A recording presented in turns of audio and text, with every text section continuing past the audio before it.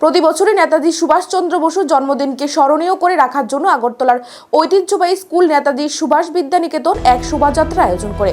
স্কুলের ছাত্রছাত্রী সহ বিভিন্ন স্কুলের ছাত্রছাত্রীরা পদযাত্রার মাধ্যমে এবং ট্যাবলুর মাধ্যমে সুসজ্জিত শোভাযাত্রা প্রতি বছরের মতো এই বছরও আয়োজন করা হয়। এই বছরও মঙ্গলবার এই শোভাযাত্রার শুরুতে জাতীয় পতাকা এবং আজাদ হিন্দের পতাকা উত্তোলন করা হয়।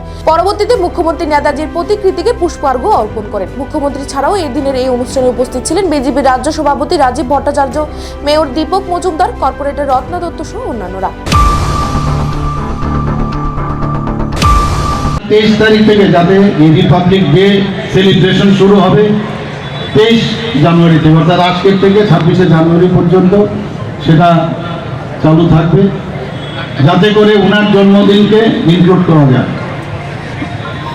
আমরা জানি যে মাননীয় প্রধানমন্ত্রী সুভাষচন্দ্র বোস আবদা প্রবাদন পুরস্কার সেটা তিনি ঘোষণা দিয়েছেন এবং 2019, 20, 21 এবং 22 সালেও সেই disaster management division of ministry of home affairs থেকে সে কনফার করা হয়েছে বিভিন্ন দপ্তর এবং বিভিন্ন লোকদের মাধ্যমে।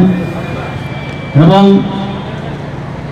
আমরা 2022 8 সেপ্টেম্বর সেটাও দেখেছি নেতাজি সুভাষচন্দ্র বোসের ইন্ডিয়া গেটে মাননীয় প্রধানমন্ত্রীর হাত ধরে নেতাজি সুভাষচন্দ্র বসুর যে গ্র্যান্ড স্ট্যাচু সেটাও ওখানে উন্মোচন করা হয়।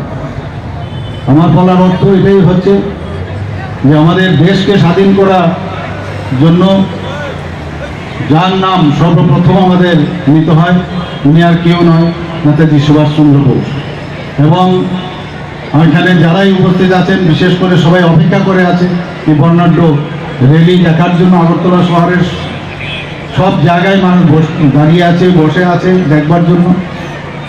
তো আজকের এই নেতাজি সুভাষচন্দ্র বসুর যে জন্মদিন, সেই জন্মদিন উপলক্ষে এখানে যারা উপস্থিত আছেন ছাত্রছাত্রী থেকে শুরু করে যেখানে যারা প্রাক্তন ছাত্রছাত্রী, শিক্ষক শিক্ষিকা এবং সমস্ত ত্রিপুরাবাসীকে আমি হার্দিক অভিনন্দন ও শুভেচ্ছা জানিয়ে আমি আমার বক্তব্য শেষ করছি।